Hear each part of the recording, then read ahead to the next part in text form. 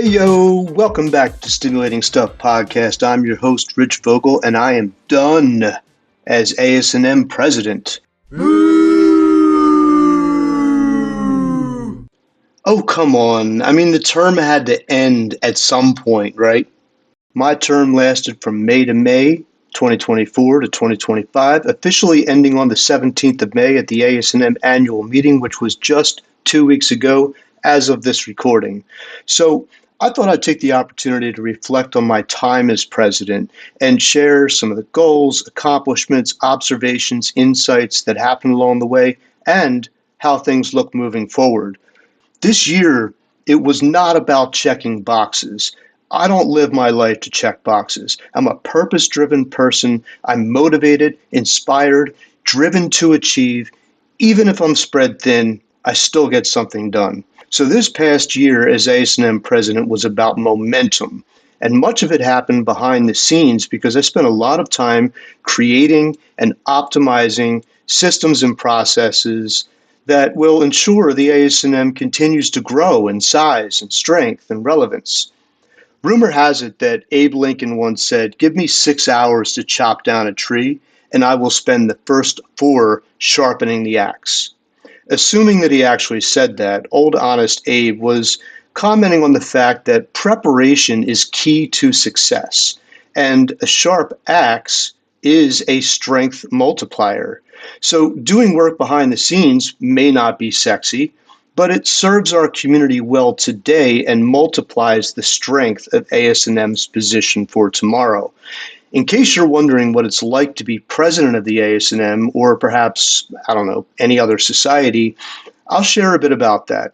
But from the heart, I would highly recommend it to anyone who cares enough about the society and obviously this profession to put in the work as a volunteer to make this a better, stronger, and more relevant and integrated profession for the next generation and the next. I definitely recommend running for office because it is rewarding in so many ways. Being president has its ups and downs. Everything does, I suppose. If you enjoy leadership, it's great. You become the voice and face of the society, and that has pros and cons. But serving in a board of directors leadership position can actually open many doors for you. So, for example, there's the knowledge piece. If you ever wonder what the heck is going on in Congress and why do things take so long and what are all these procedures? Well, they're called parliamentary procedures.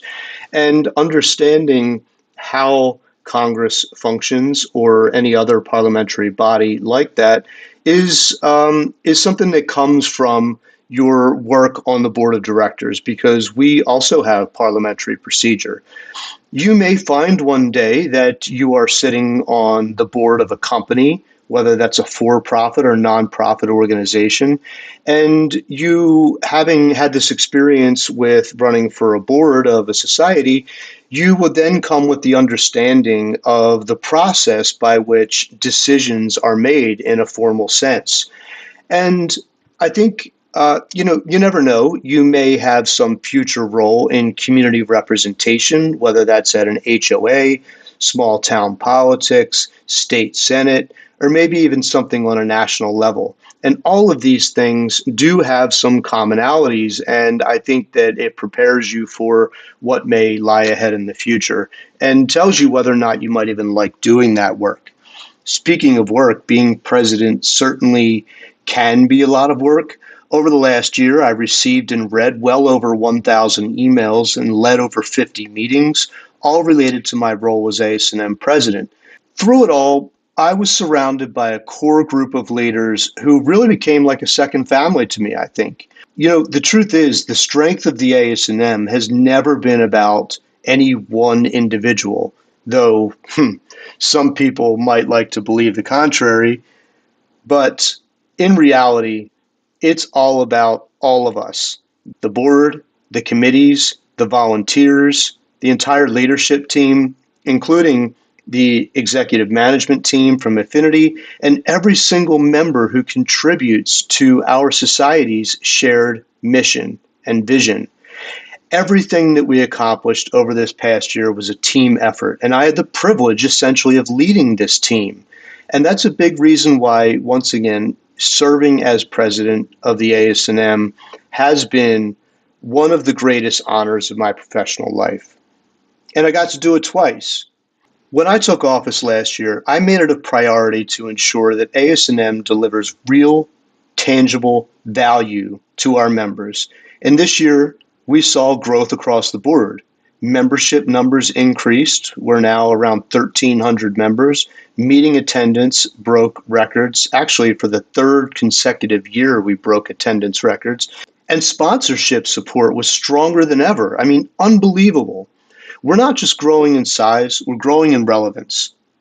So I want to thank some people who have really been instrumental in keeping our organization moving forward. And I'll go through some of the committees first. So for the Education Committee, led by Dr. Jeff Balzer, and the webinar subcommittee under Patty Wharf, Kent Rice, Colleen Chalsky, and Ernesto Lima, we as a society delivered high quality, accessible education all year long. So whether you joined us live or caught recordings, these sessions, I think, kept our community learning and connected.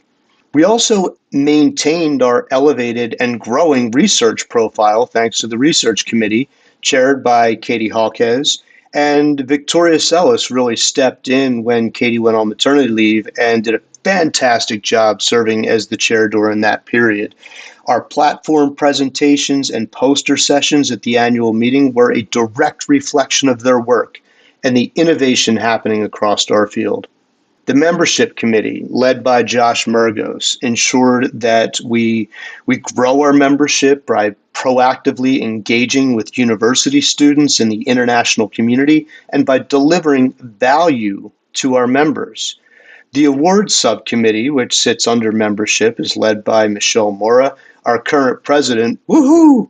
Made sure that members receive the recognition they deserve, from rising stars to lifetime achievers. And under Lanjun Go's leadership, the Guidelines and Standards Committee delivered a new SSEP position statement, I think essentially reinforcing our commitment to evidence-based practice in neuromonitoring.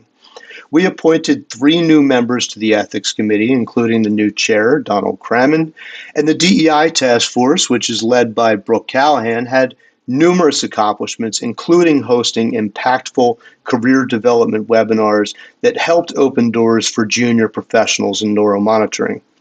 While I'm on DEI, let me just say this. Whatever your personal politics are on the phrase DEI, I need you to divorce yourself from those politics, because there's no relation between the concepts that linear cable news stations misrepresent for their core audiences of white men whose average age is like 67 years old. There's no relation to that divisive concept and what ASNM does with DEI, which is fundamentally about embracing the diverse academic, national, and cultural backgrounds that have made up neuromonitoring practitioners from the very beginning, since the 1970s. And it's about helping anyone with an interest in neuromonitoring to understand that the ASNM welcomes them. And there's a pathway to leadership for anyone who wants it. That's why, for example, the DEI Task Force is currently hosting a webinar series on career development. I can't imagine that anyone is bent out of shape over that, but I've been wrong before, and nothing really surprises me anymore. The next committee I want to mention is the nominating committee led by Lanjun Go. They worked this year to ensure a strong and representative leadership pipeline for the future of the ASNM. And yes, this was our first year doing this, but I think it worked out really well. So the way the process works is that early in the spring, there's a period of time during which any member can nominate any other member to run for the board of directors. And this year, I can't remember the number, we had somewhere between 16 and 20 people nominated for 4 open board positions and then 1 incoming president-elect position. And their job is to whittle that number down from 16 to 20 nominees to essentially 10 candidates. So 2 candidates for each open position on the board. And those folks will appear on the election ballot this coming October. Their goal really is to ensure that we have turnover on the board so the same people aren't running for the board all the time, fresh faces, fresh perspectives. But we also want to make sure we don't get too much representation from individual institutions, whether that's hospitals or companies, and really making sure that we give the most qualified candidates a chance to appear on the ballot for what is otherwise, unfortunately and generally, a popularity contest. So a couple years ago, as we updated the bylaws, I was a strong advocate for maintaining elections when many other societies have moved away from that. And so in our first year with this new system, things are working out very well. And I hope that you'll all vote in the elections this fall. Another major priority this year was expanding how we communicate our value, not just within our profession, but to the world. And the Digital Engagement Committee, which is led by Danielle Stewart, has done a fantastic job sharing our story and celebrating our people through social media and member spotlights. And through the Representation and Advocacy Committee, which is led by Brad Vinson now, we began building patient-facing content for our website and just making that website easier to navigate overall. I think it's an important step in educating the public about who we are, what we do, and why it matters. And by the way, Brad has done a marvelous job in stepping into this role and demonstrating true leadership in executing on this committee's mission and vision. And of course, finally, I want to acknowledge the important work that is done by our COA NDT liaisons, Colleen Chulsky and Ashley Walbert. So COA NDT stands for the Committee on Accreditation for Education in Neurodiagnostic Technology. All of the major societies in neurodiagnostics have liaisons to this committee, and Colleen and Ashley serve in this role for the ASNM. Their primary focus is to review and evaluate educational programs in neurodiagnostic technology and intraoperative monitoring to determine compliance with established standards and guidelines for accredited educational programs in neurodiagnostics. So thanks to Colleen and Ashley for the important work that you do. As a summary for the committee work over the last year, I will say that the one thing that stood out to me was teamwork. I work with a lot of other societies, and not to name names because it's irrelevant, but one of my observations with other societies is that they spend a lot of time really working, trying to figure out how to get their committees and subcommittees to collaborate. And what I'm seeing in the ASNM is that whether it's within the board or between committees or subcommittees or task forces, we're seeing a lot of teamwork and collaboration, and it's all happening organically, which tells me that we've got the right people in leadership. We have a group of leaders in the ASNM that they put in the work, and they've accomplished a lot over the last year. So big congratulations to them. One other thing that I did this past year was an exhibitor survey. Why did I do that? Well, it's important to me to optimize the exhibitor experience because I believe that their presence at our meetings contributes significantly to the educational quality of our meetings. So I've been focused on developing meaningful relationships, deeper than that, partnerships with exhibitors. So how does this work? Just fundamentally, right? We're a society, we have members, we have meetings, we bring in attendees, and we provide high quality education. And what do exhibitors do? Fundamentally, they pay a lot of money to be at our meetings, to engage with attendees, to share information and insights about their products and services. And the money that they pay us allows the ASNM to offer competitive registration fees. Can you imagine if you went to a meeting and it cost you like $4,000 to register? You wouldn't go. The reason we're able to keep our prices so low is because it's offset by the money that we receive from the exhibitors. So I just want them to keep coming back to our meetings. And I wanted to understand and address their grievances and challenges and to optimize their experience.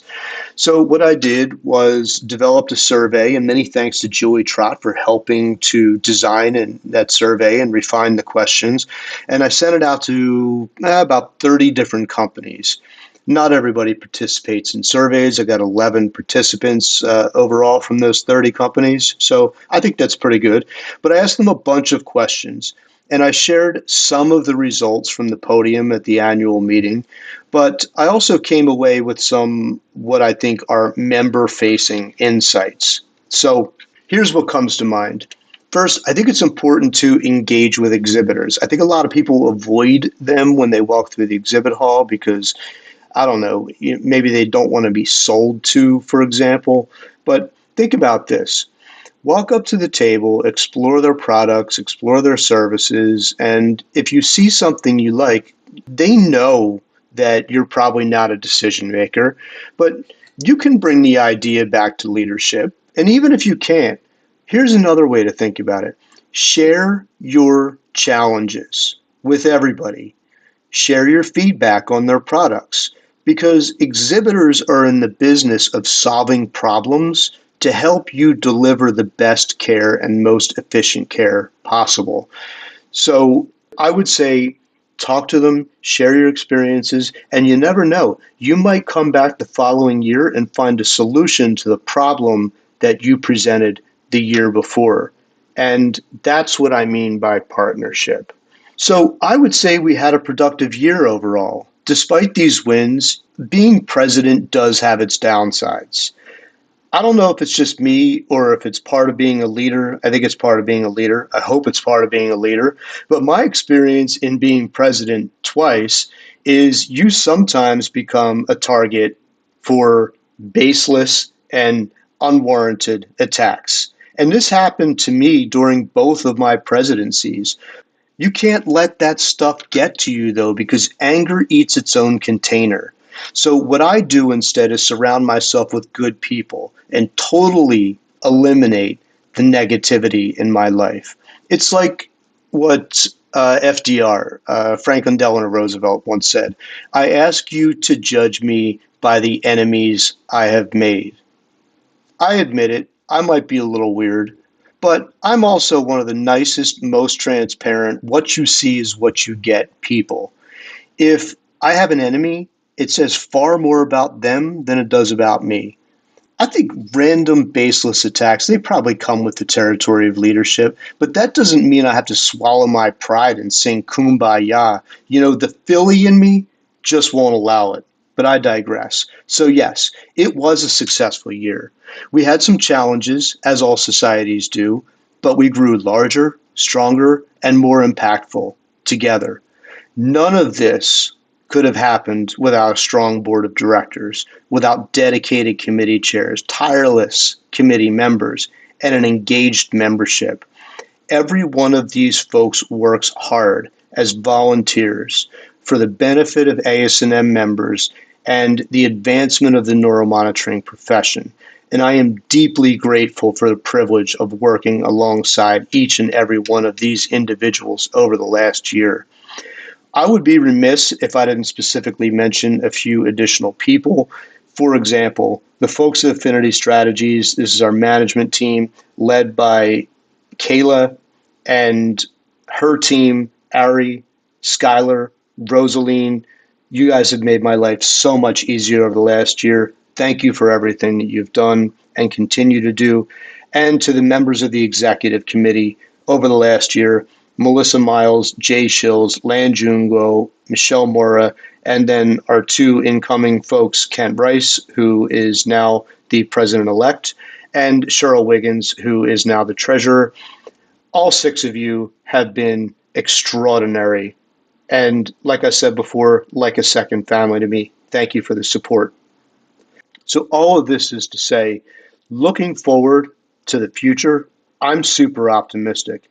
When I think about our presidential line of succession with our current president, Michelle Mora, and Kent Rice following her, and whomever you all elect in October to follow Kent, I think that we're in a really good position. You know, when I handed that gavel off to Michelle Mora at the ASNM meeting a couple weeks ago and we formally transitioned presidency, I did so with confidence that the ASNM is in good hands with Michelle and with Kent to follow. Because these are people who accept responsibility, hold themselves accountable, and the people around them accountable. And they're people of character and integrity. So yes, I pass the gavel with full confidence that the ASNM is in exceptional hands. The path ahead is exciting, and I look forward to continuing to support this society however I can. To all members, thank you for your trust and support, your energy, and your unwavering commitment to advancing the science and practice of neuromonitoring.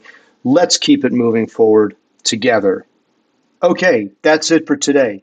Thank you so much for listening. Please continue sending your comments, insights, and thought provoking questions to stimulatingstuffpodcast at gmail.com. I always love hearing from you. I'm Rich Vogel, and that was Stimulating Stuff.